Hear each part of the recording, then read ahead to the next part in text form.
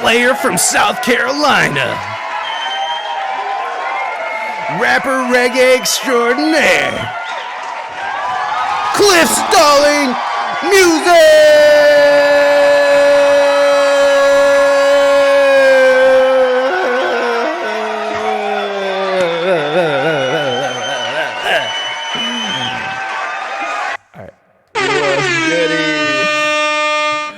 Cliff Stallings music. How you doing, brother? Thank you so much for being here. I appreciate it. I know I said 305 and then here we are 318 and I'm just It's all good. I had a lot of announcements today, okay? But I'm happy you stuck through it. You're here with us now, and we're going to do this.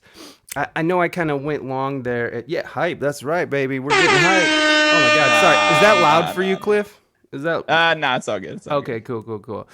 We trying to capture the history of Montreal hip-hop history. Hell yeah. For sure. So, I don't know if you know what's going on, and I mean, I'm just bursting at the seams here. Are you following? Do you even care about it? We don't even have to talk about it if you don't want to, but I just am bursting here. Have you been following this GameStop, this AMC, this Nokia, this Dogecoin, this whole thing? Have you been following it at all? Look, seeing as though I have a good amount in Bitcoin right now. Ah, yes. As well as I decided this past month to get into penny stocks a little bit. Hey, I sold them, most of them this week, and then I saw one. I was like, oh, I'm gonna dump like $50 into it. Yeah. And that was the night before, or like I guess before the market closed. That was like around 4 p.m. the day before everything went down, because I turned on my Robinhood app the next morning, and it was literally blank. It was like you can't access anything, and I was like, I just put $50 into this penny stock, and you're telling me the market's like crashed. So. Yeah, they crashed it. They crashed it on purpose. That's yeah. What do you think about that? What do you think about how they sort of handled this whole situation? Yeah, so I haven't dug like deep in the details. I got actually one of my boys, Jarps, here in the chat. He's filled me in a bit on the why of what happened, and talking about the whole GameStop situation where some guy was basically it was like the opposite of insider trading kind of. Yeah, basically crashed it so that he could buy it low, but then apparently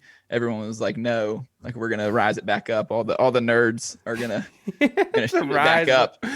Right. Which I kind of find it hilarious that it's GameStop. Everyone's defending when GameStop's like the worst when it comes to like actually buying video games. They are terrible. So. They're so terrible. I mean, it's a bad company that's probably badly ran, and and it's going down. It's the block and mortar, those kind of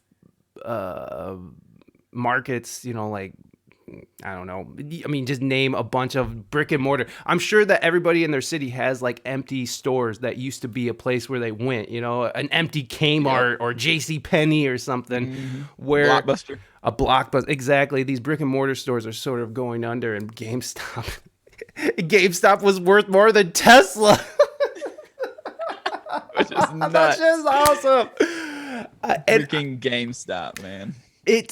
It's really interesting though how these brokerage, these shortage firms will, they sort of borrow against these fledgling companies, and then and then that's sort of how they make their money. I'm not even sure how it works, and I'm not going to pretend like I do, but I think it's great that they're betting against these, fledgling companies that, by the way, have like 15,000 employees in them. So, I mean, I guess we can think about the actual repercussions of GameStop being, drained and destroyed. It's that's 15,000 people unemployed. So that's another thing about it. But I just think it's so funny that a band of Reddit users are just. I don't know. Did you get on the thread at all before they shut it down? No. Oh my God, it's amazing. It's all just like, to the moon, boys, to the moon. The Braveheart speech just comes out. Hold the line. Oh my God. The whole thing has been really, really awesome. But I think the bigger implication here is how they responded to it, and how they're sort of using big tech. I hate the fucking big thing. That it just annoys me. Like big pharma, big. But I don't know how Yeah. else to explain it. I know it's more nuanced than that, but it's just what we're Yeah. going with. But it's really interesting how once again Wall Street and the government has sort of colluded with Silicon Valley to sort of shut down this movement, which it really is a protest that's interestingly enough bringing people together. It's bringing Republicans and Democrats together in a way where we can collectively hate one thing. And as an American, as Americans, we need to be able to collectively hate one thing in order to talk to our neighbor. So it's really nice that this is that Wall Street has turned into that one thing of hate. I mean, it used to be voice unmuted. What's up? Welcome, welcome. It's really interesting that. That's where we're at. We're silencing again. It also, I mean, it shows you the power of Reddit and just the internet in general, both Exactly. good and bad, right? Right. This could be the opposite. This could be a really bad thing. It's cool that it's obviously like positive, but it shows you the power that Right. that And the people can wield. right, exactly. They're taking power back. They're taking power back, and the fact that they're sort of they're making it clear that we are not invited to the table. They're making it clear Mm. that these companies who they actually work for their corporate over. Oh my! Thank you behind the suit for that host. I appreciate that. I just it's a very interesting situation where where like you have all these people rallying. They're like so happy about the demise of these shortage firms. I know that this is I know that most people here probably don't care about this, but this is like I think this is really important because it ties back to this narrative of freedom of speech and freedom of expression. And have you ever heard of like protest with your dollar, or vote with your dollar? You've never heard that No. saying? Well, it's a Uh. thing. It's a saying. Look it up. You can Google it. Come on. But it is a protest, and it is something that's politically moving, and with all this deplatforming that's been going on, I think it does. I think it all matters. Especially it matters to musicians who want to like go out and freedom of speech in a way. If you start clamping down on censorship, it can lead to people not being able to express themselves freely, and that matters to artists. That matters to you. That matters to me, because if you can't, let's say, because that song that we opened up with, "I Will Be." You're talking about Jesus. And imagine if we lived in a world where God was so restricted that you singing and writing a song about that it was illegal, and you could be just taken away in chains. I know that Yeah. that's an extreme, but that is a reality that does happen in a modern world. So it's something that can happen. And I think that when people are ignoring these huge issues where we're sort of beholden to these tech companies and we're sort of beholden to their rules, but they're also enforcing, government and Wall Street. They're basically turned into government and Wall Street's watchdogs, and the implications it affects everybody, and that's why I'm bringing it up with you, and that's why I'm bringing it up right here because. Well, it's my show, and I'm gonna just bring it up. But Yeah. it's something that can get worse if they can silence you. And I know it was Donald Trump, and I don't care what your feelings are about him or not. I wasn't a fan. I voted against him, but I don't like him. I didn't like him. But the implications of deplatforming to a point that Amazon is taking Parler off of their servers, that is dangerous. That they can apply it to anybody, and they're doing it right now with this whole GME and AMC stock stuff. They're silencing people again. They're silencing people to make us complacent. And yeah, so there you go. that I don't know. How do you feel about that? Do you agree with that? What I just said? What I just rambled at you? No, I feel you, man. I'm all about balance Mm-hmm. and like speaking of songwriting, I have this song that I've written called Sophrosony, which is actually an old Greek term, and I was thinking about just moderation and like again, kind of how the good is in the balance, and the Greek and the old Hebrews and all that kind of stuff. They don't just have this one word for one thing, like in English we do. It's very I don't know what the word is, but English language is very just kind of one definition minded. But yeah, so I just got on this rabbit trail of kind of moderation in Greek and kind of came to this word called sophrosyney, which is this whole concept of to have a healthy state of mind is to practice things like moderation and self-control and self-discipline, things like that. And so, there's a lot of good in the free market and in big companies and capitalism and all that kind of stuff. And then there's a whole lot of cons too. So it's more about finding that middle place of, if the people hold all the power, we're going to self-destruct. But if companies and if Wall Street holds all the power, then there is no voice. And so where's the middle ground we can meet? And today there is no middle ground. There is only black and white. There is only Republican, Democrat. There is only, you versus me. There is no middle ground. And so I think the power and the solution lies in the balance somewhere of the middle, right? Yeah, I would hope so. Yeah, somewhere in the gray area where well, yeah, I think that you're absolutely right. That idea of balance, because when they're silencing people, so like they are taking that balance out, right? It's like why we have people who don't agree that run this country, because if everybody agreed together, then power just eats power and it just keeps going, and it's not a pretty sight. But we have this balance. We can speak to power with our freedom of speech and freedom of free market even. I know that's not very popular, that idea of capitalism and free market and stuff among a certain few people, and that's okay. But to them, I say, stop tweeting about it on your phone that was built by a brown child slave in another country. So anyways, what sucks is that when you talk like this, and when we have this conversation about finding balance, we're automatically, to some, considered the enemy. You know what I mean? Because we're even considering this idea and considering other people's ideas and stuff. I mean, do you agree with that? I mean, do you think that we're offending people right now by talking like this? Absolutely. Absolutely. Yeah. Again, especially today's world, is that it's both. Again, it's you versus me. I don't care what you have to say, whatever you say that doesn't align with my viewpoint or beliefs or political party or religion or whatever it may be. There's no coexisting. It's all you versus me. And so no matter what you say, there's an argument already being prepared against you.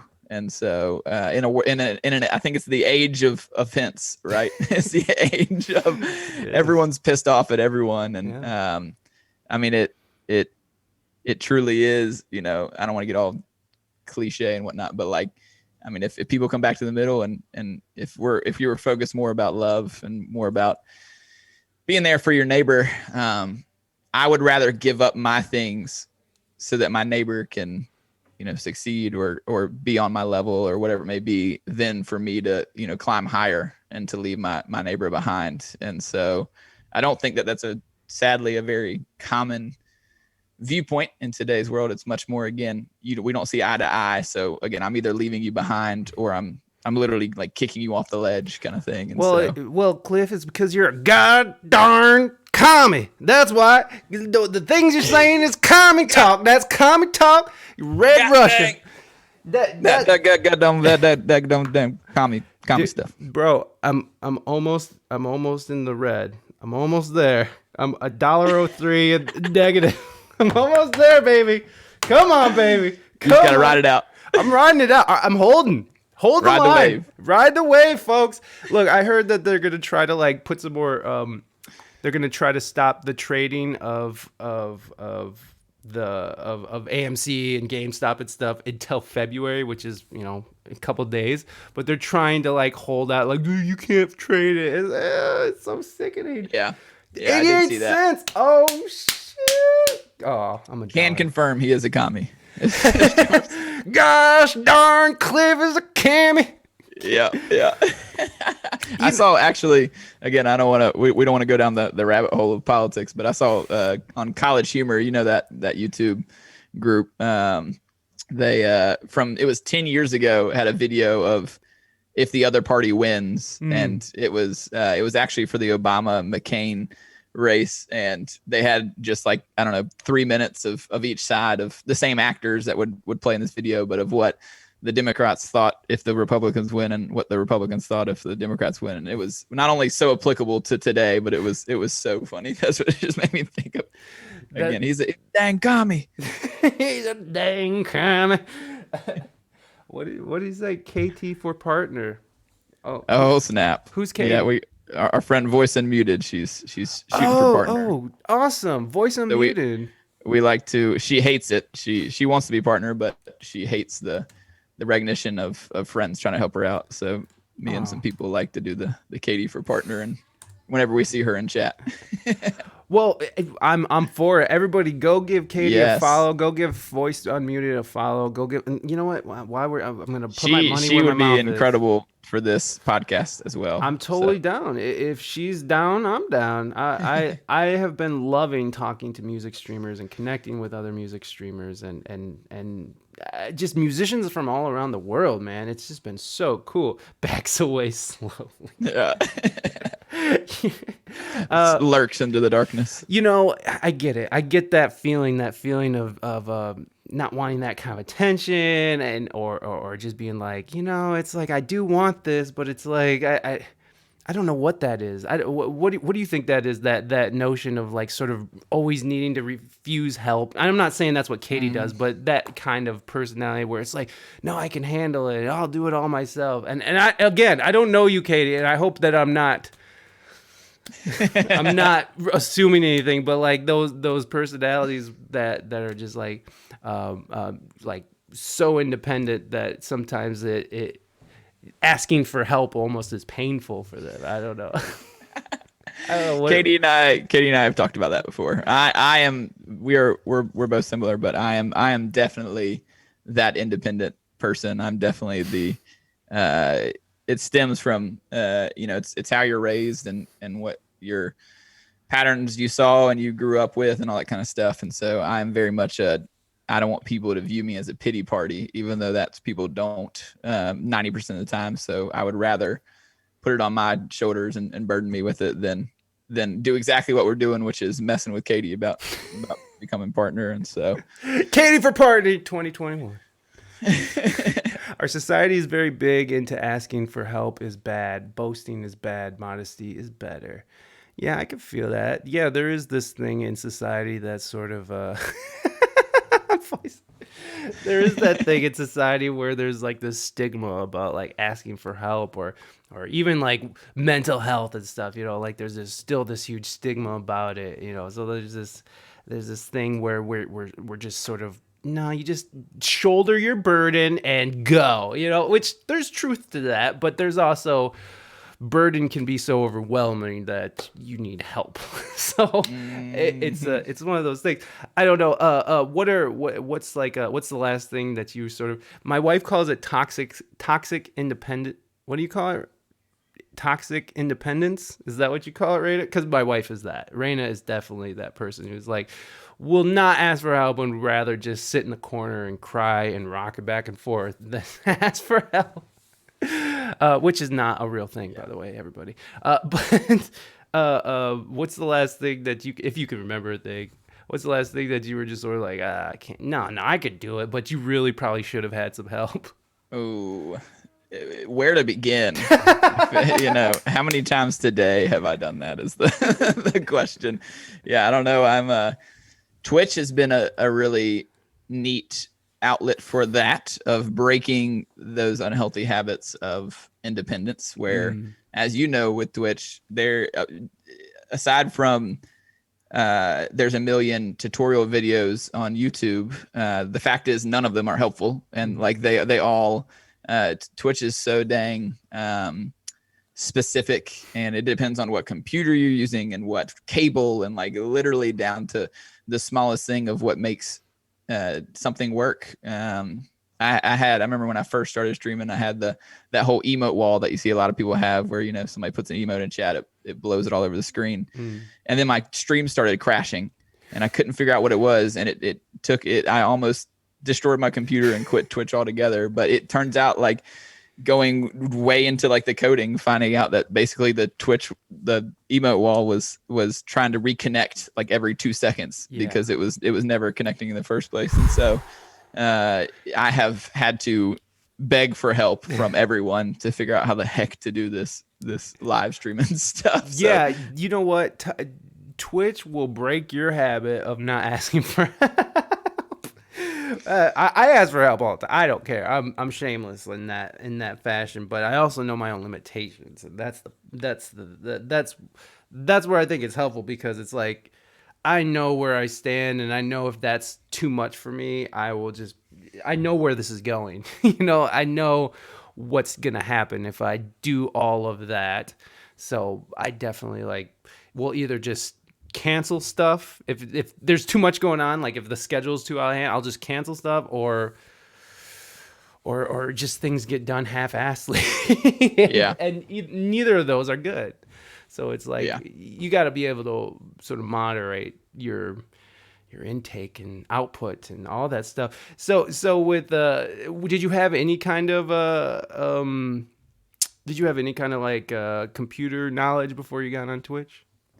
I actually went to college for I started as an art major wanting to do video game design. And so sweet. Did a lot of stuff with that kind of stuff, but that did not work out. So I actually switched and was doing business computers, which is basically it was the less math, like less coding side of computers and whatnot. And so I got to learn a lot about it then. And but man, streaming is literally a whole different beast. Like I'm thinking again, having this adapter broke I told you about, I'm thinking about finally biting the bullets and getting an actual PC, because I stream and I've made it work, but I stream off my MacBook laptop. And big time. So exactly. Yeah. But I have somehow made it work this long. But like I know specs on computers real well, but speaking of asking for help, I've had to ask like several people. Like I get these specs, but I have no idea how that they will translate to actually streaming, because I know it'll run this game, or like I know it has this much processing power, stuff like that, but I have no idea when it comes to streaming a game or streaming will my camera work with it and stuff like that. And so I have knowledge, but it has been, I don't know. I honestly don't know how I haven't quit yet. Katie joked in the chat. She was like, he has too many tech issues not to ask for help. Like, like that is absolutely the definition. I think everyone has, but I honestly don't know how I haven't quit with all the tech difficulties I've run into. Yeah, I mean, I could definitely see that as a thing. Like, I have friends that I was trying to talk into. It was like, oh, dude, musicians who are out of work and everything. It's like, oh, dude, you should definitely try Twitch. And then they're like, okay, I'll try it. And then they start looking into it, and then they start seeing, and then they find out that their MacBook is insufficient, and it's just like, nah, I'm good.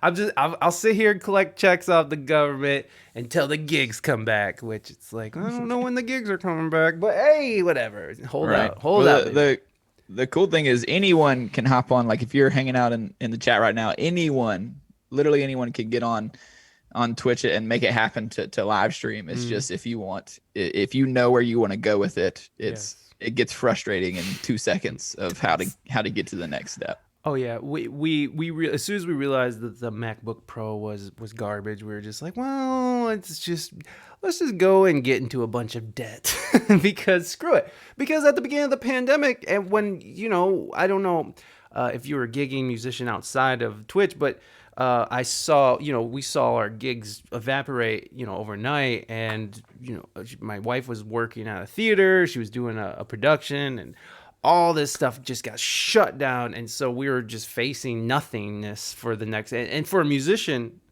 especially the working musicians who are always on the hustle, the not knowing isn't the worst part. It's the not seeing it, like I don't know if I'm going to have a gig next month, but just I'm a good musician, and I do, I show up on time and I do my job well. So I'm almost certain I'm going to have a job next month, but it's not for sure. It never for sure. But this was different. This was like you're looking down a well that went into the darkness and you never saw the bottom. And that's weird. That's a weird place to be. And so we saw the opportunity in Twitch, and we were just, once we got past the MacBook thing, it was like, okay, we're just going to go into debt and deal with this, which beautifully Twitch has paid for all of this on its own. So I am so grateful for Reina's community. There you go. Yeah, dude. My community did it, but nothing against this community. I love this community. I love you guys. But I'm not sitting here. You know what? We're gonna move on before I start saying stupid things. But so you think you're gonna get a PC? I do. I'm like I said, talking with a few people because I've also I've learned, especially through using Apple products, but that you when it comes to tech and when it comes to Twitch, go big or go home. Yeah. Because I have spent way too much money just going small, being like, I just need this one little thing. And then that turns into, well, I need the upgrade, or I need the next thing, or this or that. And so for instance, as simple as a dumb tail adapters for a MacBook, I started out as, okay, I just need this one adapter. Okay, well, I'll get this other one too. And then I'll get this other one too. Okay, well, I only have 2 ports. So now let me buy the super expensive hub, which I already have all the adapters, but I need it all in one place now. And so those kind of things, or, with music, like pedals, I have a loop pedal, and I started with the smallest loop pedal, and then literally the next day I returned it for half the price to our favorite friends at Guitar Center, because it's I was like, I didn't want to spend the money, but I should have, and I bought the next one up, and then I was like, I really should have just bought the big one, and I still don't have the big one, but those kind of things. And so I'm trying to make sure I'm going to spend a lot more money than I wanted to, but I'm going to do it on purpose, so that, again, it's one of those, I kind of want to make sure it's the thing, and it's not again, 2 months from now, I need this upgrade, or I need this or that. And so I'm trying to start big, and something I thought I was going to go with, a friend was like, you could build it for something better, or you could, I would go down this route. And so even though it seemed like a really sweet thing, and they were like, that's probably all you need, but I'm going to go one step farther, because right now, thankfully, I have the money. Like you said, the Twitch community is stupid, generous, and just giving and supportive, and and so we'll be planning on going bigger than smaller, and so just got to figure out exactly what we want, but hoping, honestly, maybe by tonight or tomorrow, to kind of lock something in so that we can get back to it next week, because it's been a week officially of not streaming, and it sucks. What's shaking? Tuning in from Reina Mystique's channel. Oh, probably is it my leg? It's probably, is everything is the whole screen shaking like this? Dude, it's because my oh, I was about to say, it might be my leg. I don't know if it's the camera, it's me, because my legs always me jumping. too. My hands are just gross and clammy. It's just maybe that's just me, maybe Brightside is saying what's shaking, what's going on. Oh, what's shaking? Yeah, you know what, Brightside, not what's cracking, what's popping. Yeah. You know what, I'm just gonna age myself out here. What's shaking? I don't know. What's shaking? It looks good on my end. Oh, golly, jeez. What's shaking, bacon? Yeah. Hey, Mango. Did I say hello to you? I read your thing, but I don't know if I said hello. Hello. I hope you're well. I hope you are well. Yeah. Well, Ziggy has some questions here that she put into the question thing. So Ziggy does not have real questions. They're real questions. These are real questions directly from Ziggy. Directly from Korea. Let's ask the first one. Why do you call Ziggy Zogs? So here's the thing. It started long ago, once upon a time, when our sweet friend Zogs first decided to ban command me in a channel, and ever since then it turned into Zogs instead of Zigs, and then ever since then she now bans me at any moment she can. So Even in other people's chat. even in other people's chat where she holds no sword. So Reina, do not give her a sword. I don't think she needs any more swords. I think she is pretty True. weighed down with all the swords that she's sheathed. Let's see. Can we? Okay. Gosh. Can we? Exclamation point. Ban the guest. Okay. There to see. I told you. Thank you, Ziggy. Thank you for those sweet dogs. Those really hard hitting questions. You really They are. Some groundbreaking journalism right there. Thank you, Ziggy. I appreciate it. So did you gig before the pandemic, or is Twitch sort of your performance outlet? Yeah, so I hopped on. February will actually be a year. I hopped on right before the pandemic, and old and decrepit, willing to help Cliff. Y'all, that's my mom hanging out in chat. Hey, Andy mom! Stallings. Hey, mom! Must be the money. I just showed her how to create a account on Twitch so that she can come hang out. So I don't know. I love it when parents get involved. Right, it's so great. It's so fun. And my mom is the sweetest, so Candy. be nice to her, chat. Oh, Mama Stallings. She must be sweet because her name's Candy. That's exactly right. Hey. Sweet Southern Belle. Sweet Southern Belle. Well, there you go. Yeah, so I gigged. So again, I started on Twitch. Honestly, so I play this game called Dead by Daylight. I don't know if you ever played Nope. that video game. And I've played it pretty much every day for about 3 or 4 years. Oh, wow. I decided like a little, this would have been like, I guess a year and a half ago. I was like, I should, man, if I'm going to play this every night, like why not stream it? And so I kind of mulled around, decided whether to do that. And then in February, I was like, whatever, I'm just going to do it. So I bought the gear to do so. And first stream, I did not stream Dead by Daylight. I was like, well, I'll test it out with some music. And then I literally did. I don't think I'd streamed Dead by Daylight for 6 months until the first time I did it. But so Twitch started as I'm going to do it for video games. But I gigged beforehand and still do now a little bit here and there. We had our first one at a bar here in town in the week before Thanksgiving, and then when restrictions kind of opened back up since COVID started, and then it collapsed right back afterwards. So I got one gig in during COVID, and oh my gosh, it was so good to be back. But how was the crowd? How was the response? How was the whole thing? And was it really was it an originals type gig, or was it was it like a cover gig where you're playing covers and originals?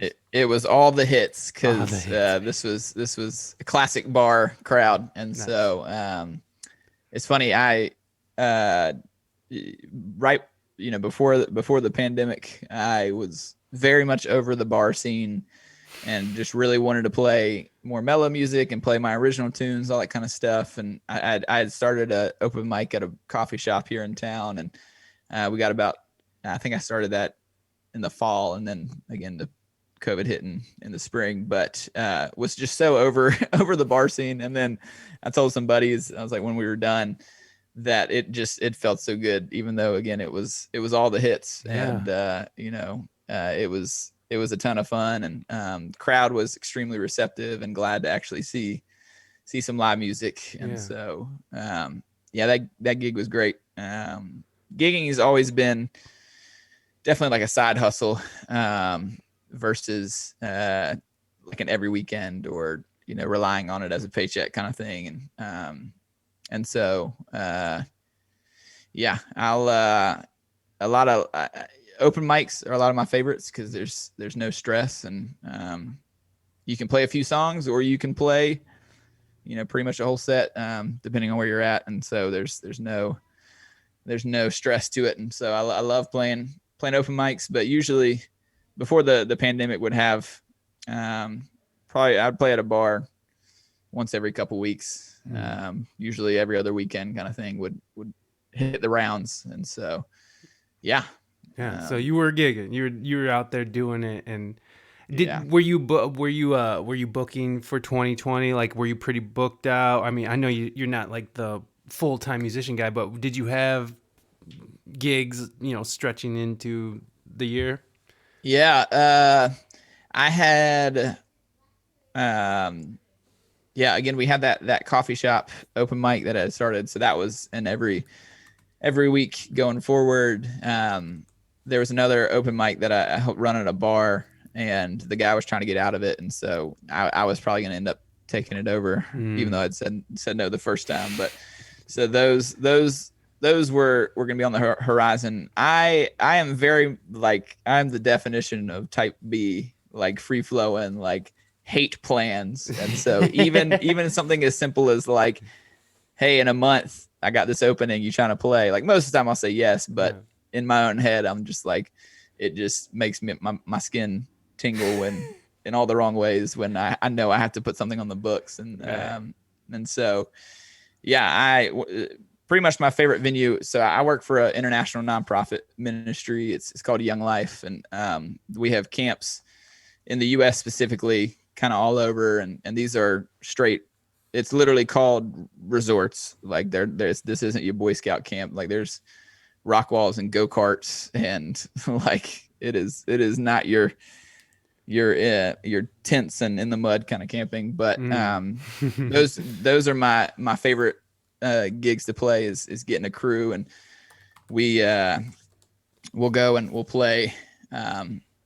Usually if it's like a weekend, we'll play 4 times on the weekend, and we play a lot of covers, and it's anywhere from, there's middle school groups, there's high school, there's college, and so we'll play anything from Taylor Swift to Drake, and then at the end of kind of the nightly or whatever the event is, usually there's a special, we call it special musicians. One of the people that's kind of running the band, running the music, will get a chance to share some of their originals, and usually there's a concert at one point of just that person's originals. And so there was definitely some of those on the books, and I had a whole month of it down in Florida during the summer that I was going to get to do that. And so all that got yeeted out the window when COVID hit. So we had some stuff that I was excited for that is going to wait a year.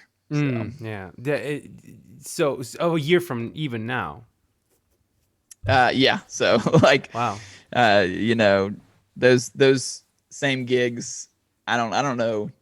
I think they'll be waiting, but I don't know when they'll actually come back. So again, for instance, the coffee shop gig, it's until kind of restrictions in North Carolina go back to where they're operating, but they don't have like anybody inside. It's pretty much to go and stuff like that. And so I think all those gigs we'll be waiting for, and I'm excited to get back to, but I honestly don't know if it's going to be within a year until all that stuff kind of comes back. Yeah. I mean, who the hell knows? Who the hell knows? It's weird with variants and stuff going around. I knew it. Yeah. Oh, I'm sorry. Oh, that's what you meant. North, not south. Thank you, Ziggy. Thank you. I'm sorry. Carolina. The South Carolina Slayer. It's just alliteration is everything for me. It's all good. The South worked better for Slayer, so it's just North Carolina's better. Don't you worry. Oh, okay. I'll take that. Where do you live, if you don't mind? Yeah. So I'm North Carolina's capital is Raleigh, kind of the middle of the state, and so I'm about an hour below Raleigh. Oh, okay. Yeah, in that kind of general area. We're split between, my hometown's about 2.5 hours east. It's kind of near the beach, and then nice. I'm kind of more centrally located now. Were you a surfer growing up?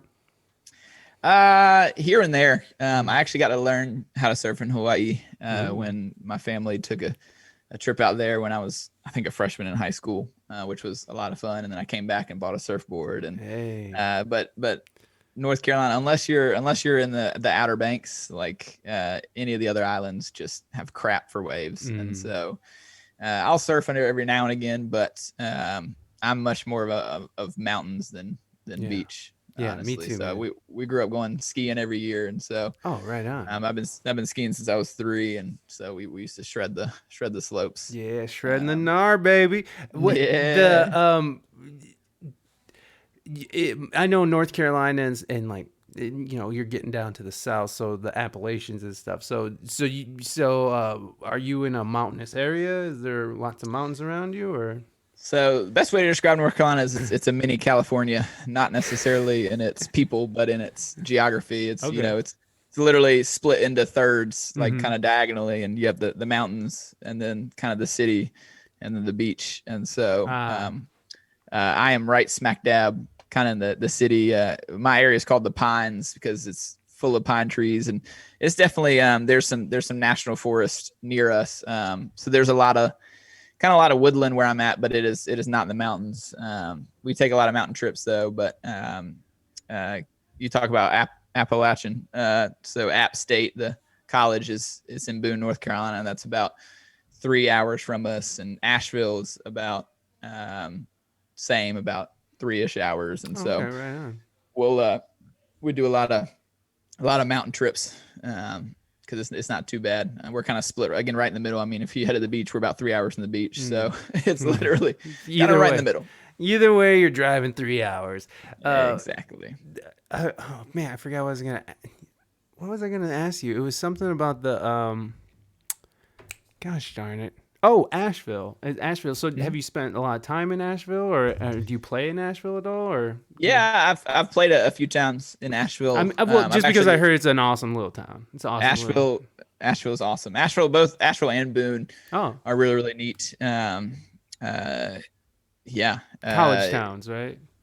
Yep. Yeah. They both have colleges. Both are in the mountains right there, where you can go. You're not too far from skiing and stuff like that. But Asheville is sweet. That's where one of the Young Life camps that I play at is about Oh, 15 minutes above Asheville, and nice. so played there a lot. And I've actually busked in Asheville. That's one of my favorite things to do is busking and Really? getting out in the streets and Getting out in the playing streets and music. meeting the people. Yeah, I've bought dinner in Asheville off busking before. Me and a friend That's the best. we were literally just driving through, and we had our guitars, and we were like, why not? And Yeah, so we went downtown and busted a little bit. But so Asheville is that's fun. sweet. It's definitely hippie central, and Yeah. um got that kind of Cali vibe and stuff. And so Yeah, yeah. I've never been there, but that's definitely a place I want to like go and just check out. That the busking. Don't you feel like Twitch is like a weird amalgamation of busking in some weird way? It's some absolutely, yeah, digital way. with strangers watching you play and then throwing pennies and dimes at you via biddies. Yeah. Uh, it's definitely a weird. It's like an intro to busking. It's like if you Mm, are introverted or yeah. scared to do it, like start with Twitch Start with Twitch. and then you can go do the real thing. Do you consider yourself an introvert, or do you think you seem more? No. Yeah, you seem more like a guy who's just out on the scene, doing it Yeah. big. So I kind of I view it I'm not as you can be busking. extroverted. You can be an extroverted extrovert.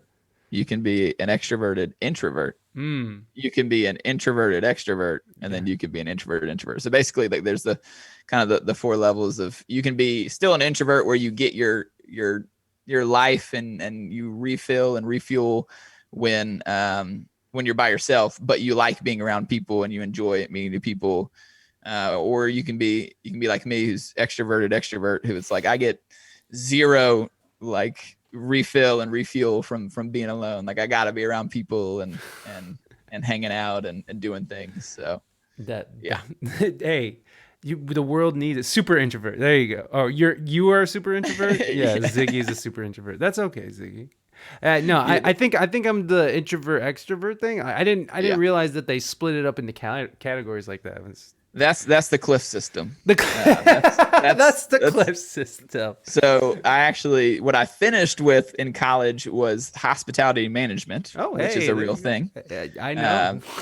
So I majored in hotels and restaurants and stuff like that, and basically the people's out of business. And I had to take a few HR classes, and we had to write some papers on personality tests, and so Mm, um, That is not a real don't bring that to the scientists, but the cliff system says that there are four main. You can bring it to cliff stream, but maybe you should stop there.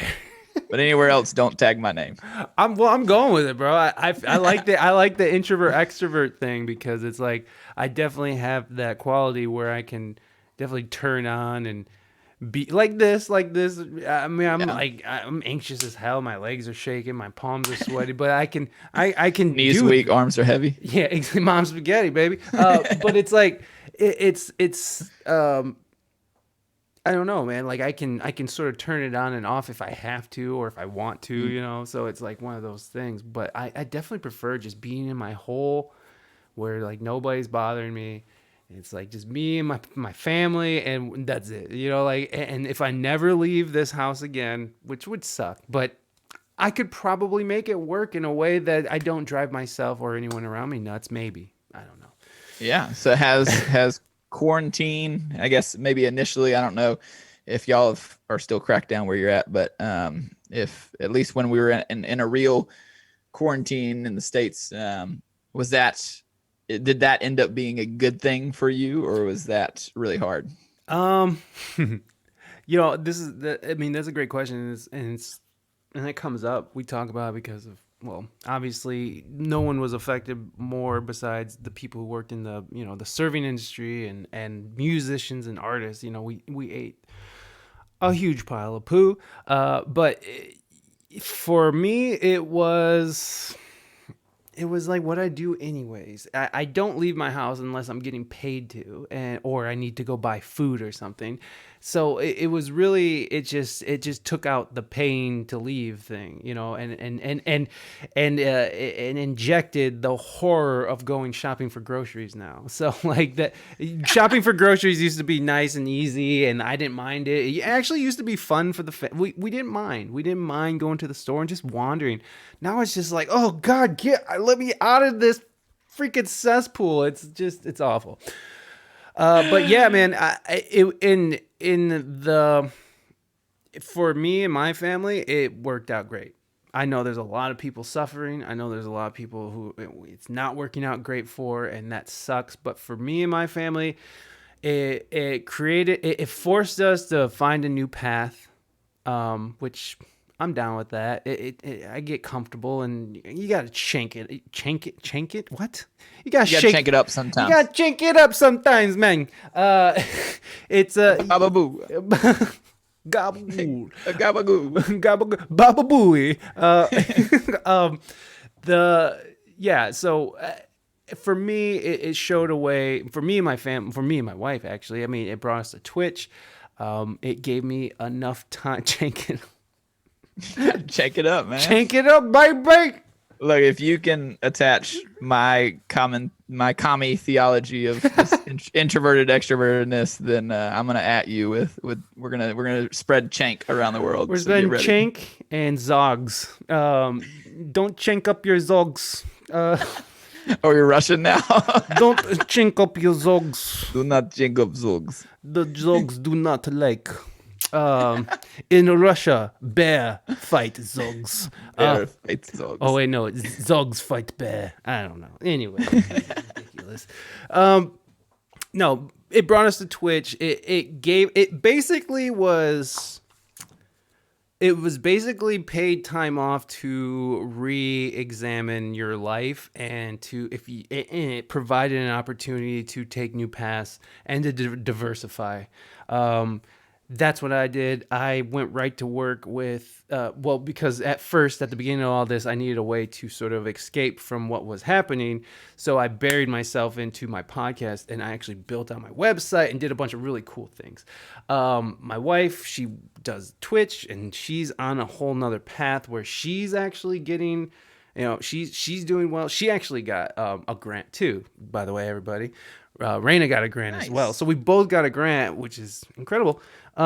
So it honestly, it created an opportunity for us to figure out something new and to really lean into being self-sufficient in a way where if we don't want to play gigs to make money, we don't have to, because I heard it in your voice where you're like, yeah, I was kind of getting over playing bar gigs anyways.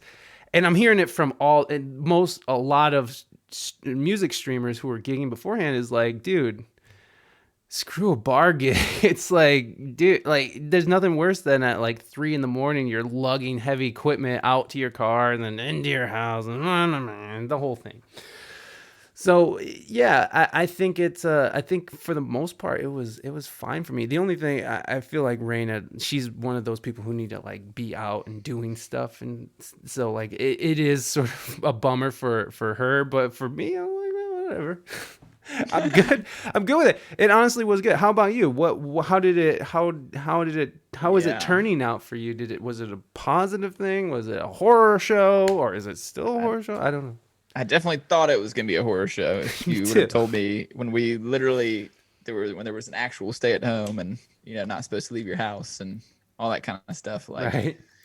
again, the extrovert, I thought I was going to be hurting, but it actually it became one of the best things for me. I was able to reconnect with some old friends and some old guys that I used to mentor, and we started up some just weekly Zoom calls and checking in and hanging out, and we got creative in my job that we couldn't traditionally do what we kind of always did, so we had to mix it up. We had to chank it up, which was always a good time. Then like personally, like it I was able to I cut out a lot of since we couldn't again go anywhere, couldn't hang out with people, so it's like, well, I got to do something with my time, and I didn't want to just I had kind of gotten really poisoned by my YouTube and kind of just all these habits of thankfully I don't have a lot of social media. Like I have an Instagram, but I literally just post to it, and like that's it. Like I don't scroll, like I don't do all the stuff.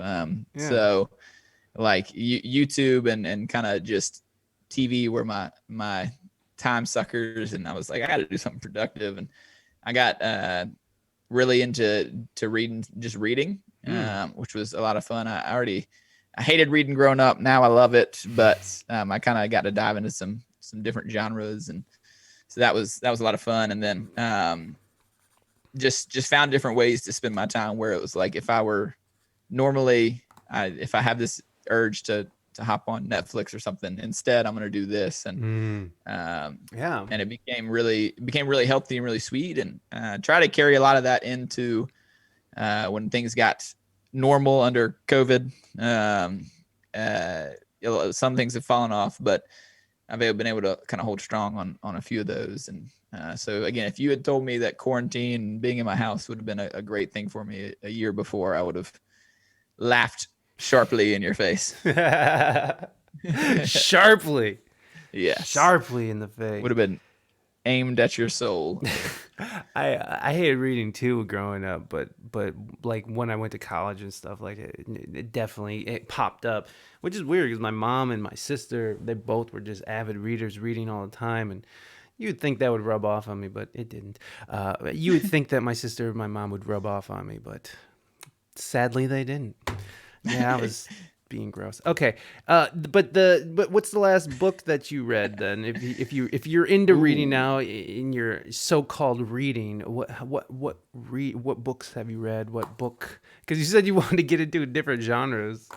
So yeah, I'm just curious. I love me some Jesus, so reading a lot of Jesus books, and then I love leadership. Again, the position I'm at with my job is leading. It's leading a team of people, and so I love those kind of books. But I actually did. Speaking of mental health, I go to therapy once a week, and if anyone out there has any stigmas with it, like, let's talk, because it's incredible. Therapy's great. But I was having trying to come up with this idea. I was like, for my birthday this year, like I'd rather like give back, but like I'm trying to find like a creative way to do it versus people just give me a bunch of stuff. And I had again been reading a lot, and something I my friends, they say they enjoy it, but they probably get annoyed. Like if I see a quote or I see a piece of scripture or I see something from a book, like I'm gonna send it their way. Like I'm the king of texting out stuff that I'm currently chewing on and loving. And so we came up with this idea to for a select group of people for my birthday. I reached out to them and was like, hey, like I'm gonna give you a book that has either really shaped me or something that has just been a really, really good thing for me. I'm gonna give this based on who I know you are. I would love for you to give me a book back that has kind of done the same of kind of shaped you or helped change your life, sort of things like that. You don't have to know that either way. You're getting a book. Like I'm going to send you a book. It's not so that I can get something. But it was a really neat thing because this select group of people, most of them jumped on board, and I got to read sort of some stuff from all over. I read a book called Can't Hurt Me from one of my old roommates, which is about the guy who was, I think he was like one of the only guys to do all of the special ops. He was like a Navy SEAL, a Green Ranger, and whatever, I guess if the Air Force has one. But I read a book, like I read that style book, which I wouldn't have picked up probably normally. My mom gave me this kind of classic mom's book that I would have never picked up, but it ended up being a great book and stuff like that. And so got to read a lot of those kind of cool books. And then I'm very much like, I love, how do you word this? I was going to say I love racial reconciliation, but that's kind of a weird sentence. I love it.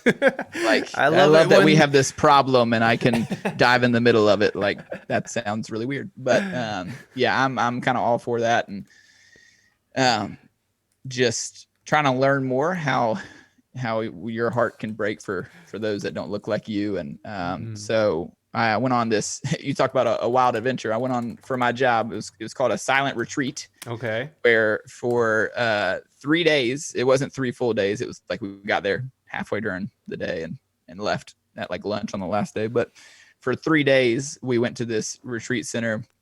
There was about 25 of us, and once we were told don't bring any books, don't bring any video games or board games, like only bring your Bible and you, and basically you had to we were there again with each other, people we knew, but once like we got there and like the time started, it was no talking, no communicating, it was just you.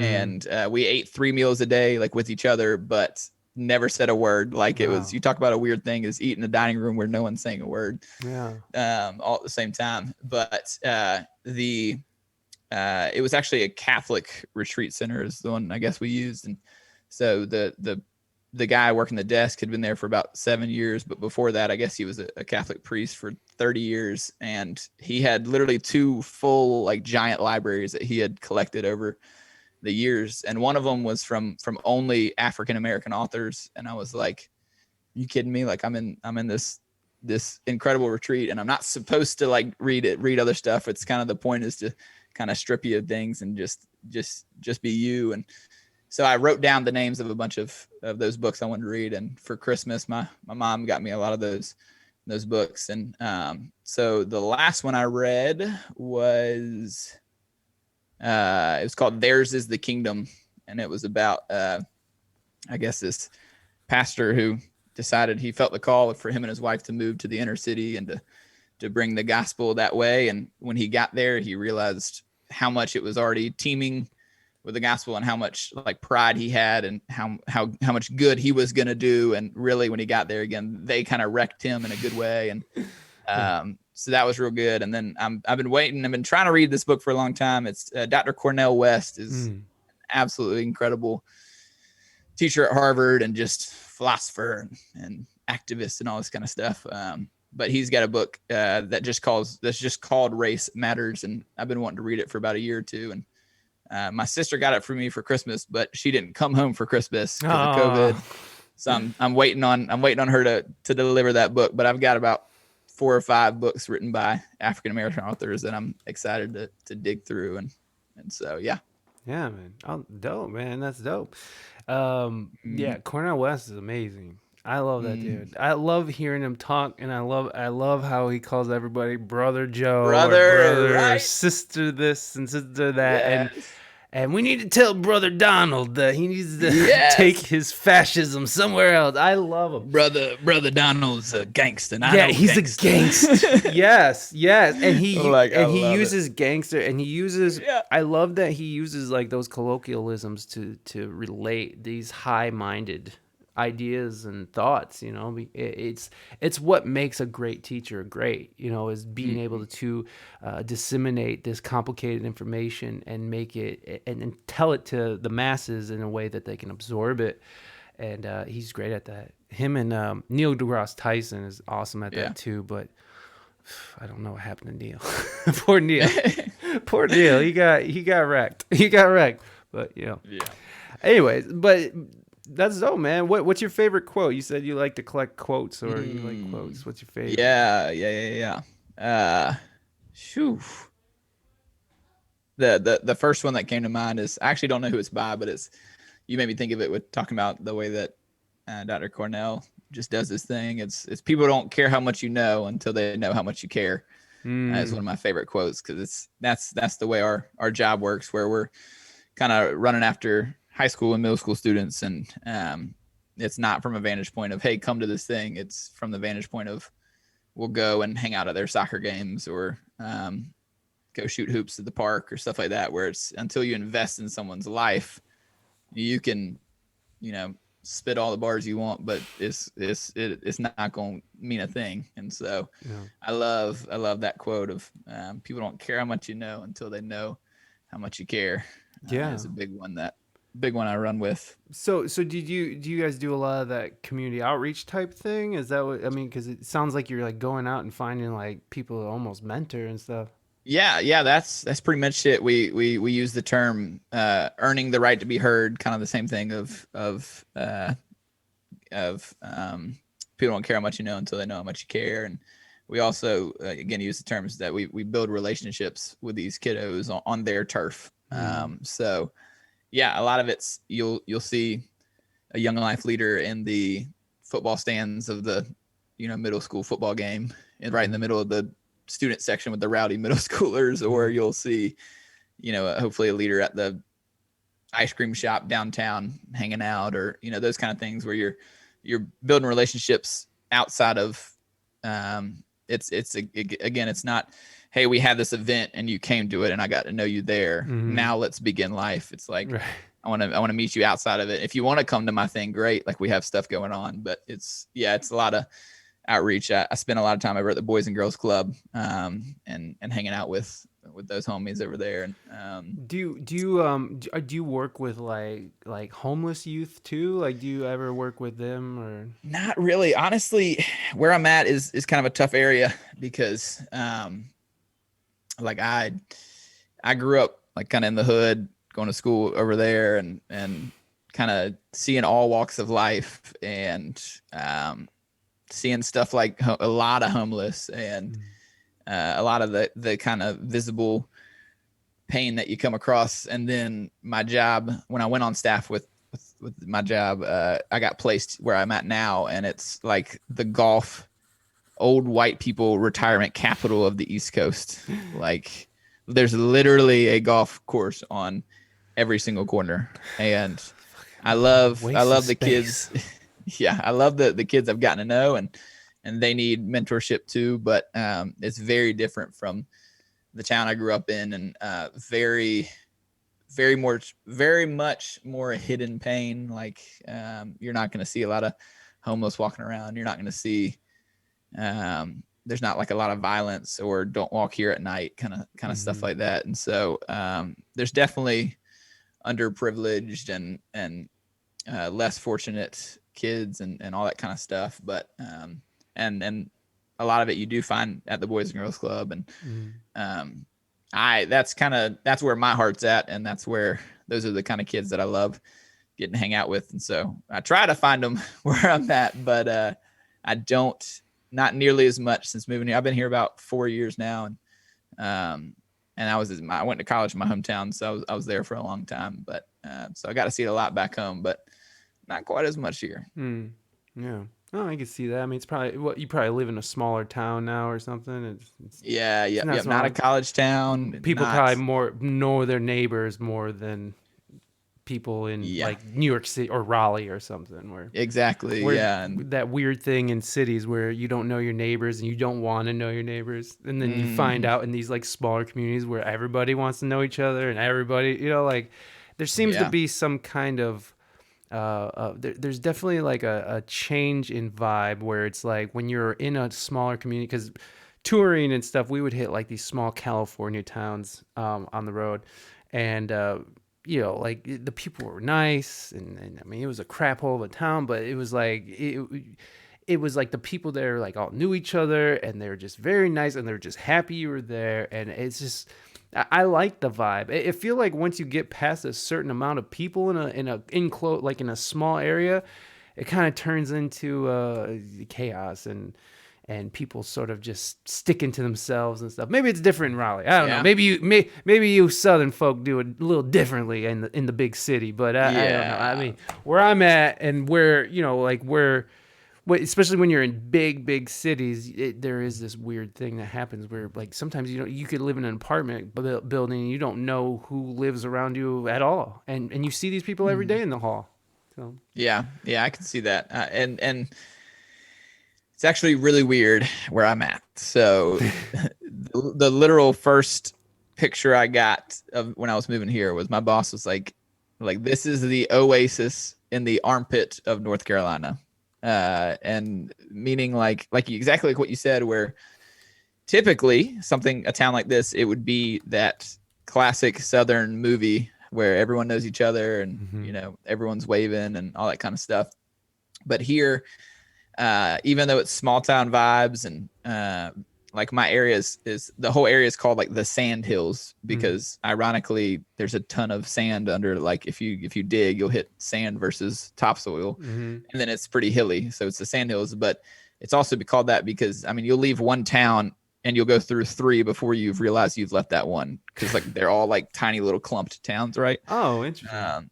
But we're about 45 minutes from Fort Bragg, from Mm. the Army base, and so because we are the old white retirement capital of the East Coast, you have all the people that are like no one's from here is Mm. basically what I'm getting down to, is that everyone's either moved in and retired here Yeah. and will be dead soon, or they're military because they don't want to live on base, and the next like hub is us. And so uh, the friends you'll meet or the people you'll meet will only be in your life for like a year because they then they get deployed, or they move towns to a different base, or they literally die off, or they're not here because again they only come in on the winters or something like that. And so it's a very very weird vibe here. Yeah, it's a transient city, so Mm. there's no like real roots or like weird history. There's no old guy on his porch being like, "I'll tell you about them." Blah, blah, blah." Yeah, Them commies. I'll tell you about them commies. Don't you love that Cliff Stallings up here? Damn commie. Exactly. The So it's that it's a weird town. Yeah, small town ness, but it acts like a big city, yeah, right? without the hometown feel, the Yeah, small yeah. town without the small town feel. What's going on? That is a weird spot. But being that close to Fort Bragg, I could see. I mean, because Fort Bragg is like strip clubs and like bars. It's like Yep. and prostitutes. So it's like Vietnam is what they call it. It's Fayetteville, but they call it Vietnam. yeah, Vietnam. Oh my god, no! I had a Yep. buddy who he's still in the military. I drove him down one year just because like he was like, hey, will you just drive me down? I'll pay you. He needed a ride. I was like, yeah. And at that moment in my life, why not? I'll just Yeah. drive to fucking Fayetteville. Yep. And wow, that was quite an experience. But So you have experienced Vietnam. Good for I you. have, You are a better man. You are more cultured. I'm stronger for it. Yeah, You yeah. survived. You need a T-shirt. I survived Vietnam. I survived Vietnam. That's I'm what just you need. wondering how many like non-vets will come up to me and spit on me. I know, right? No, San Diego was like that, but San Diego's huge, so it was just like, Mm. but San Diego's like one big. By the way, I used to live in San Diego. I don't know why I was Mm. talking to you like you knew that, but I used to live in San Diego for like 13 years, so it was just Yeah. like a really weird town. But Toledo is nothing like that. It's just this. It's a Mm. smaller city. It's a city. It's a full ass city, Yeah. but it has like small town vibes to it, and I know my neighbors kind of. I don't know. Who cares? Yeah. Who cares where I live? Uh, you know, you were talking about how you were interested in this, in the race relations and building back better. Yeah. I didn't mean for that to come out. But yes, I mean, in a sense, if we detach that phrase from that doddering old man, we can that is something we want. We do want to build back better, and we do want good relationships. And we were talking about how like it's hard to I'll speak English good, or if we were talking about race relations and how you want to be in there, and how there's only one, like you're not allowed to have opinions, and if you do something wrong, you're automatically canceled. And you like to rap, you like reggae, and these come from black culture. And so what do you think about the idea of appropriation? Mm. That's hard, Not for right? me, it isn't. Yeah. Yeah. Not in the way you're probably thinking. Wild but Sober, what's up, baby? Everybody go give Wild but Sober some love. Wild but Sober is an incredible producer, and like just the future of production. I'm just gonna keep saying that until it becomes a thing. Wild. Hold on, I'm trying to shout you out, but it's already done, right? Yeah. Wow. Okay, never mind. Reina's too quick with it. Yeah, I got mods for that, I guess. Anyway, don't hype me up like that. I will. If Wild but Sober has that Katie thing. He doesn't want to know. Nice. Doesn't want that kind of attention, but he's amazing. Yeah. So where you at with appropriation and considering what you do and your arts, and I'm curious.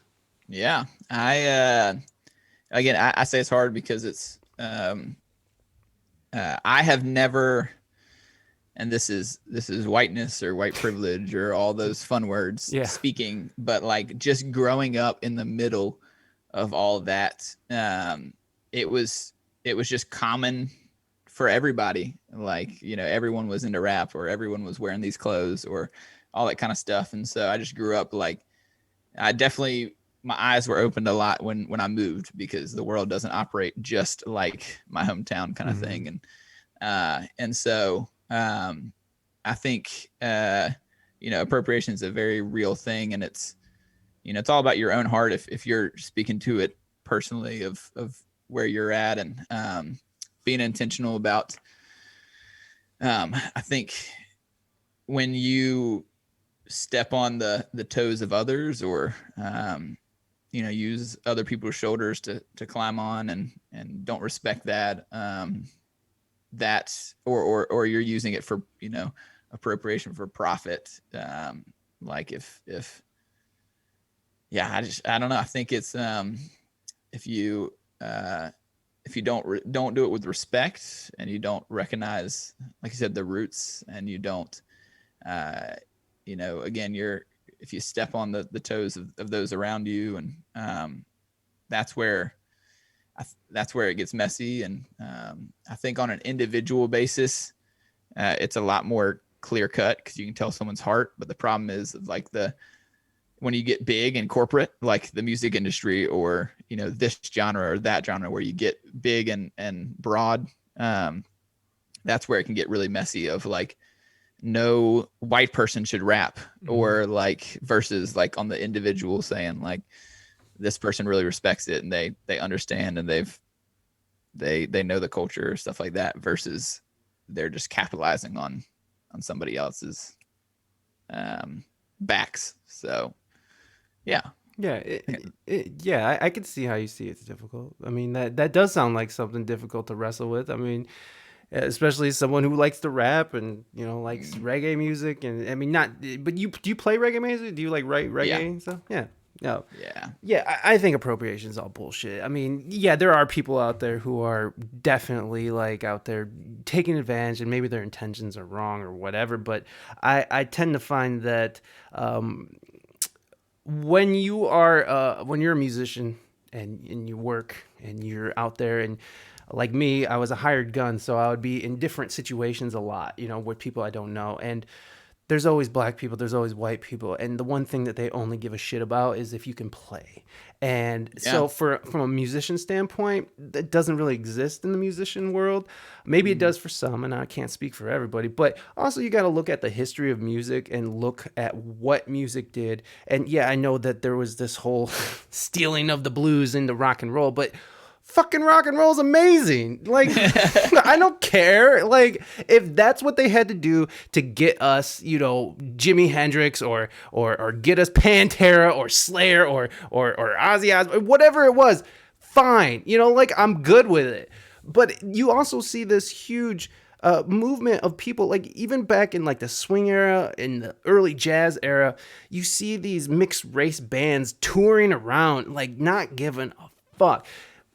Artist and music has pushed boundaries, has broken boundaries over the years, and to sit there and try to revert it back to what? To separate but equal? What is that? I don't know. It's a weird thing to say, like, Cliff, you can only write songs using 3 chords about the mountains and going to get frozen yogurt and and a 401k and a 401k. That's all you could do about. And Josh Knight, who's my next guest on Monday, who is an African American gentleman, you can only rap about being black. You can only rap about, the hard struggles of life. Like, what? Like, are we really trying to pin that on races like that? Like, is that really what we want? Do we really only want black people doing black music and we only want white people doing white music? We don't enjoy it when Christina Aguilera can just fucking slay a room with her voice, and she's directly using runs created in a black church, you know what I mean? So it's like, I know it's weird and I know it's strange, and I know people are supposed to like tiptoe around this bullshit, but it's just fucking bullshit. It's bullshit. It's divisive. It's profitable. I'm reading this book. Speaking of books, I'm reading this book called Hate Inc. by Matt Taibbi. Are you familiar with Matt Taibbi at all? I'm not. No. He's a writer. He's been a writer. He's a journalist he worked for Rolling Stone for years, and he's covered like presidential campaigns. He covered like the 2008 crash, and now he wrote a book recently about the Hate Inc. It's basically this tension we have is being partly manufactured, partly there is some real race issues in this country. You cannot just be like, no, it's all made up by the media. No, there is something going on here, but mostly it's being hyped up in a way for profit. And like Donald Trump was the greatest thing to happen for the media. You know what I mean? Like the media was just, they hated him, but they sold papers and they sold clicks and they got all the downloads. So it's really interesting to see what they're going to do now that their prize pig is gone. But I think a lot of what's going on with this appropriation and you can't say this and that is hyped up by just the media and social media and these narratives that are created to put people in office. And then, like, I heard the president's press secretary answer a serious question by, she'll be happy to answer it. She is our first woman, blah, blah, blah. And that was her answer to a very serious question. It was like, yeah, she'll answer it. And she never answered it. She's our first woman, blah, blah, blah. And it's like, oh, cool. I'm glad that there's a woman out there not telling us anything. Like, okay, awesome. Like, it's bullshit. It's manufactured bullshit and it's for profit. That's the saddest thing about it. And really, it's all Fox News' fault. But I think the problem is, like I said, the broad labels. That's where. Well, yes. Like when you. But where do these labels come from? And how do they get amplified? And how do they get perpetuated? Yeah. How do they get distributed around to everyone? And I know this is I know this isn't probably the most comfortable conversation to be having, but I think it's important to talk about this because it's like, as musicians, as artists, our job is to comment on what's going on around us. Our job is to report the truth however we see fit. And this is what I'm doing. And it's not my job to do this. It's part of the bag, man. I mean, not everybody has to have not every artist has to have some cause they're crusading for, but I'm saying it's a part of it. It's a part of it. It's how, if you look at music and part of the 60s revolution, music and drugs and this idea of freedom, it all went together. We work hand in hand for progress. And so to sort of put a halt on everyone, and you can't say this, can't say that, you're putting a halt on music and art and all the things that inspire your life, that make your life better. They come from this place where we have the freedom to express how we want to express ourselves. So it is very important for all of us to be on board and understand that shit is happening that could potentially really ruin a lot of creativity and a lot of good times in the future. But I'm not trying to say that it's going to turn into Mao's China or anything, but maybe. But I guess you would be okay with that, right, Commie Cliff? That's I'm rooting for it. If you come on my channel, it's only the what's the Russian flag with the sickle? It's only this. It's only this is an illusion. My stream space here doesn't normally look like this. It's usually all commie propaganda. Yeah, so. It's all it's that stay humble, work hard, commie. Yeah, exactly. I'm just saying. What you can't see, commie. It's actually there is actually real words that are cut into it. You just can't see it because this is painted and then this is cut. But it says stay humble, work hard, be commie. But it definitely doesn't say be kind. It says be commie. Be kind. So Gail in the chat, she knows all about it. She's a fellow commie. She is. She just you could. Which I heard word on the street is Gail might be making an appearance on the We Speak English Good Vibes. Sure, she can come back on anytime she wants. There you go. Gail has an open invitation to this show. She can come on anytime she wants. Gail is awesome. Yeah, I had to redo her podcast. Came out, like, the audio version of the podcast came out on Wednesday, so like I had to redo the I don't know, why am I saying this? I had to redo the intro several times because it sounded like I was like in love with her and not just like I love Gail because she's a very nice person. It was just like, this sounds like I want to like stalk Gail. I'm gonna not. Okay, let's just. Gail's awesome. If it helps, I do stalk Gail and I do love Gail. So, but she's okay with it. She's lessened the restraining order as the years has gone by. Oh, well, what a kind-hearted human being. Another reason why I'm in love with Gail. I see that we got some questions piling up. Can we ban Cliff? Once again. Oh, yeah. Did I already ask that? I think I already asked. Nope, that was a different one. That was from Ziggy, and the answer is no, Ziggy. It's not. It's not that. We're not going to ban Cliff. She accepts all people to love Gail. Yeah, I agree. Yeah, that's good. Gail, more love for Gail, everyone. Gail for partner. Gail for partner, everybody. Oh, dear God, what is happening? Yeah, stream is snowballing out of control. That's okay. That's where we end up most of the time. Hides in the corner of the stream. Yeah. Ziggy's back in the corner. Damn it. He won't be there for long. Okay. Back to banning. Do you freestyle, Cliff? So I can. I cannot do it well right now. I love writing raps and I love incorporating more of a rap style to my original tunes, but I am terrible at actually freestyling.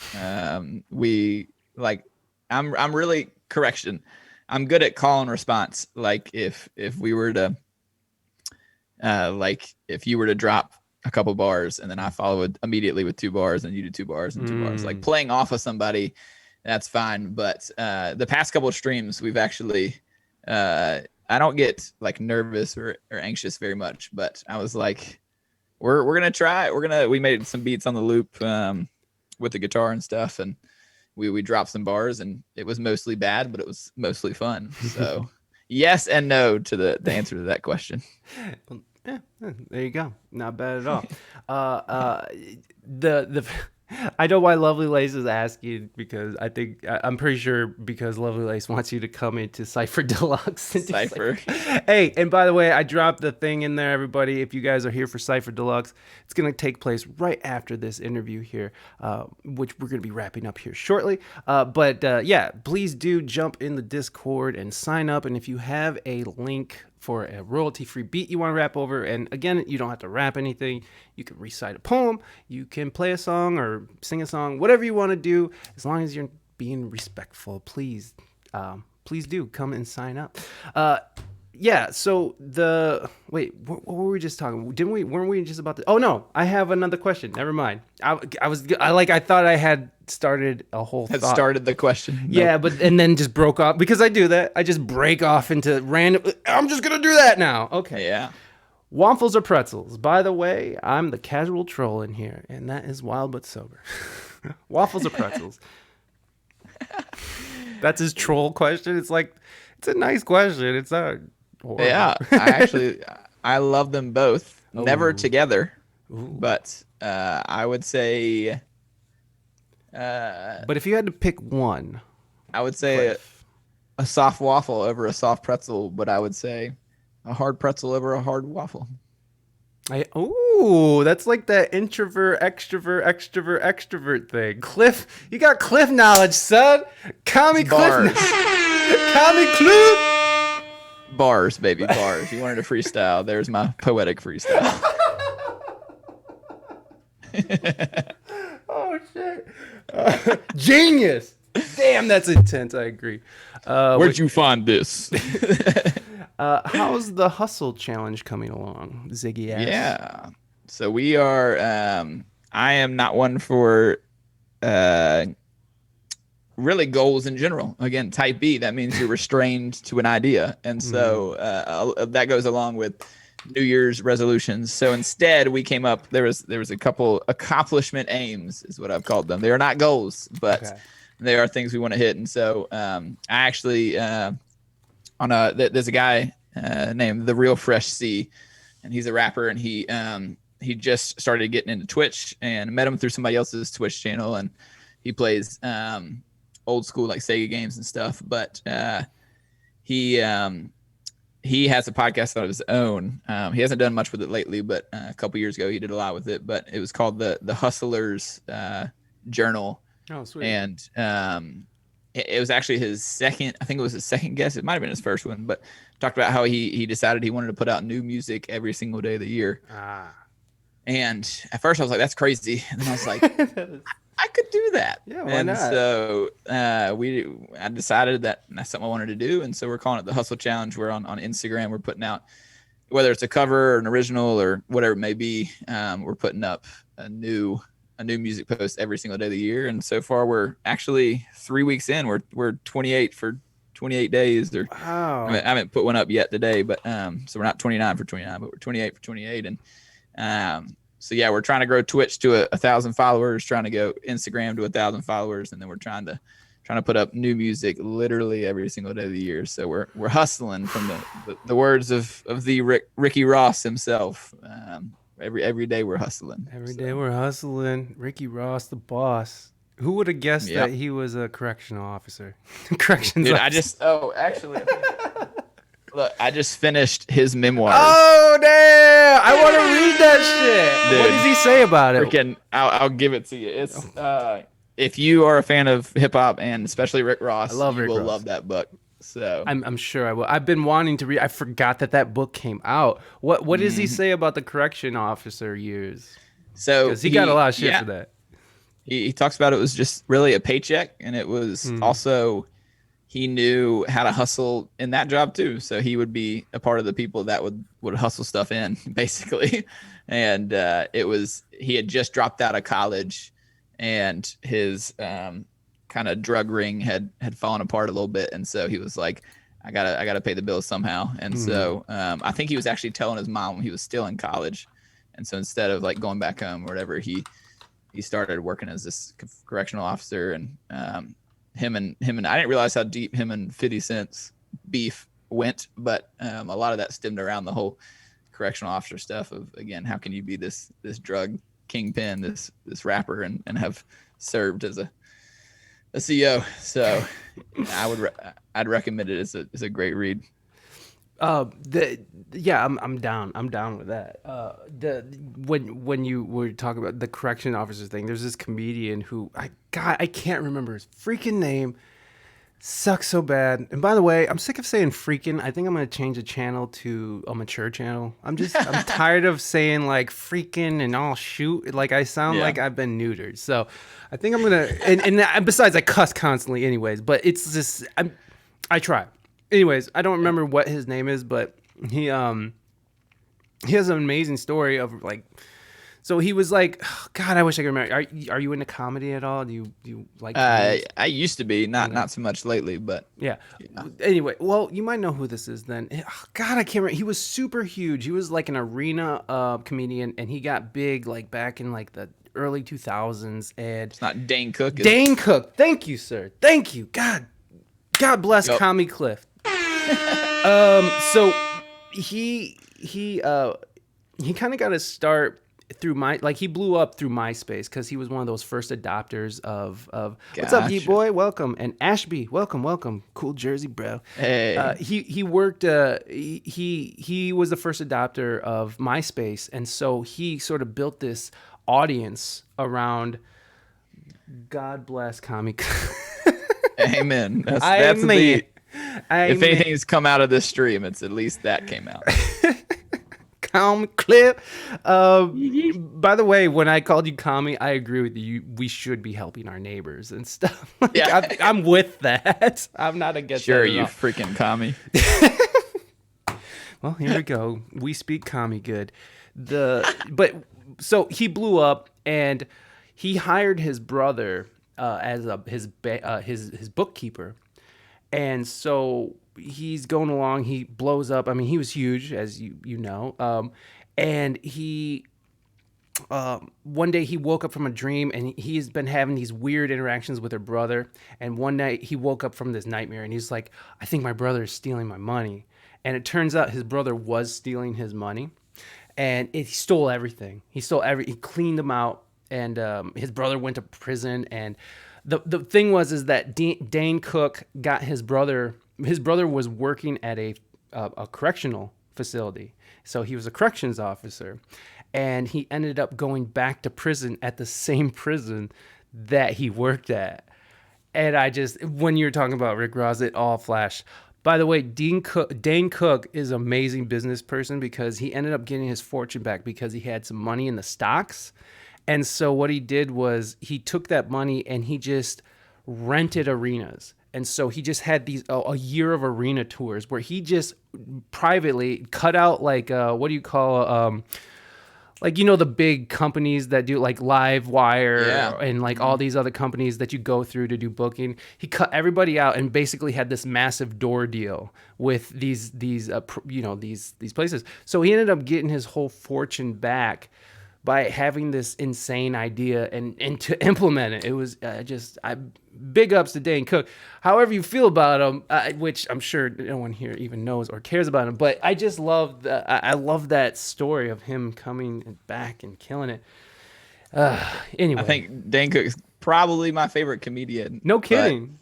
But he also, like a couple years ago, dated like a 16-year-old. Yeah, so that's weird, right? That's really weird. He's made some questionable decisions in his life. So then do you have a hard time separating the artist from the art? Do you have a hard time sort of looking past these egregious acts? You know, if Michael Jackson was diddling, or we all know R. Kelly was peeing. And Bill Cosby or Louis C.K., all these people who sort of got Me Too'd in the last few years. Yeah. Are you one to be like, you know what? I got to put them away. I'm done with that one. That's too much. Yeah, no, I'm a sucker for redemption. So even to a certain extent, I can definitely see past it. And I think, actions have consequences, and you definitely have to be in a place to learn and to grow before redemption can often come to fruit. But Yeah, I think I can see past it pretty well. Yeah, me too. I still dance in the name of love. I still believe I can fly. God damn it. Right, right. I played. Speaking of that one, that one bar gig I did in November. One of my favorite songs to play is Ignition Remix. Yes, it's so good on the acoustic too because it's so Right. bouncy. Yeah, Yeah, exactly. yeah. And I had somebody come. Not they didn't have any nasty words, but definitely kind of gave me a funny look. And I was like, too soon? Too Still? soon? Really? Too soon? I Really? don't know. Oh man, I don't know. I'm definitely one to be able to separate that shit. I mean, it's awful. Like some of these people do things, and it's terrible. Like Bill Cosby, for example, was just monstrous. And then the way he acted towards other comedians, and the way he acted so like just like he was above these other comedians. You know, there's these famous stories of him calling Richard Pryor and calling Eddie Murphy and chastising them about their language that they use. All the while he's over here, we all know what he was doing.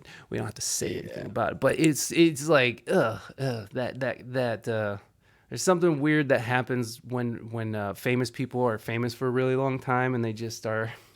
Which I don't know what I'm talking about. I'm not famous. I don't know anything about fame really, but it does seem You can relate to that. yeah, I can totally relate to that. Well, I can relate to that because there was a moment in my life where music was where I would let the music and the reaction of the crowd dictate how I acted afterwards and like it's just when you're younger and you've been drinking and Mike, you're really famous. No, I'm really not. Chat believes in you. Well, I appreciate you, chat. Well, I believe in chat too, so All right. it goes both ways, kids. It goes both ways. Hey, Cliff, you're more than 16 bars. You're a business. Oh my gosh. Believe that. Believe that. My life just turned around. Simple words. By the way, I'm $1.44 in the hole right now. So if anybody is keeping track. I've been watching. I'm rooting for you. So what do you think? What do you think? Do you think it's worth sticking to these AMCs? Because you said you were trying to buy some, right? You're sort of jumping on it, and you weren't able to. What do you think? Should we be holding? Cypher? Yeah, I think so. I think Cliff is gonna join us.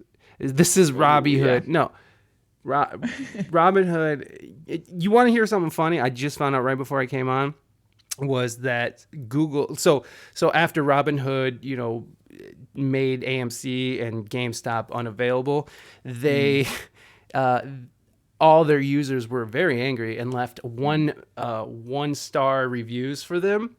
And Google, being the angels that they are, decided to come through and help them and erase all those 1-star ratings. And now they're up to 5 stars again. So there you go, guys. Just so you guys see it. I mean, I don't know if you guys care, but that's what's happening.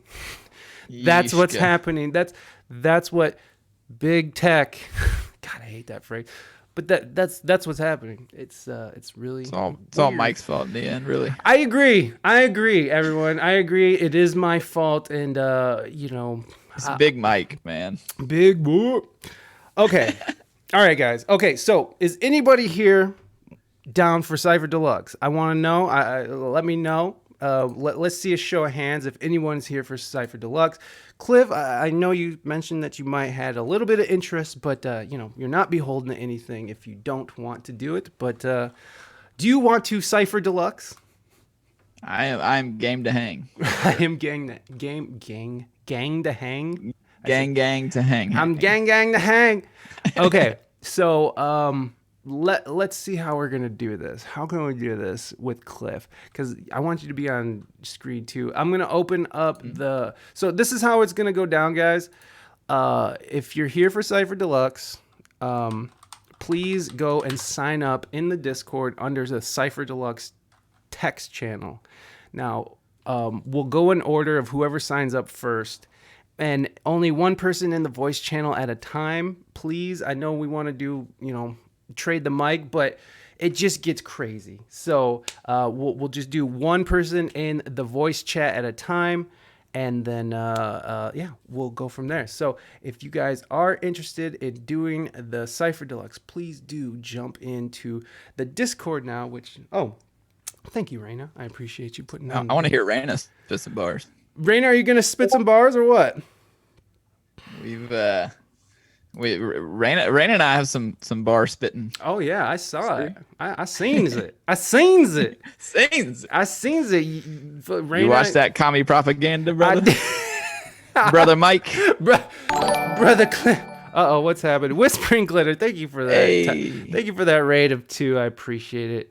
How are you doing, Whispering Glitter? Thank you so much. It's good to see you. And we have something that we have for Glitter here because have you never mind. Thank you guys. A fistful of glitter in the air. It's a little loud. Okay, so add me in. I got a song. Awesome Harbinger Man.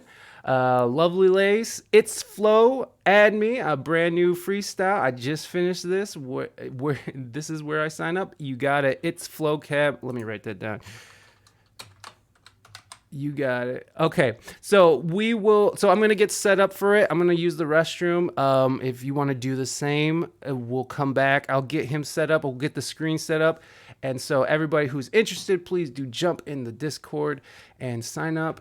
And we will get you. What did I do it? Who am I? Oh my God. Why do I suck at this? Commie Cliff, why do I suck at this? It's because dang government. That's why. It's dang government and big tech.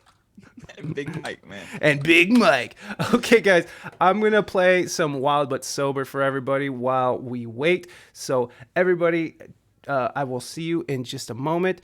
Cliff, I'm not going to be able to hear you right away. So just if you need to take a break and do your thing, we'll be back in like a couple minutes. And we're going to do it. So here's some Wild But Sober. Now that we were talking about Wild But Sober. But we're going to play Wild But Sober on our little changeover break. Oh, and thank you, Mighty Mighty, for those 500. Oh, my God, I forgot. Wow.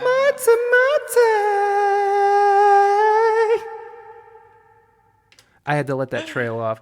Okay, here's some Autumn Dies by Wild But Sober. Let me do this here. And we'll be right back, folks, after I shout out, after I do this. All right, boom. All right, go give Wild But Sober some love. All right, we'll be right back, folks. If I can find the thing. Where's the thing? There it is. I gotta do better at this. All right, I'm not gonna be able to hear you for a second, buddy, so just give me a second.